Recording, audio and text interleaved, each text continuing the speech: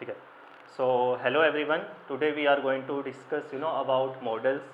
So models जो है होता क्या है, देखो models ह्यूमन फीलिंग्स होती है. और जैसे हम इंग्लिश लैंग्वेज को अगर या इंग्लिश लैंग्वेज में बोलते हैं तो यहाँ पे जो मॉडल्स की जो कामयाबी क्या होती है, मॉडल्स फीलिंग को देखता है, राइट. ठीक है. जैसे मॉडल्स की बात करेंगे, मॉडल्स फीलिंग यानी कि भाव.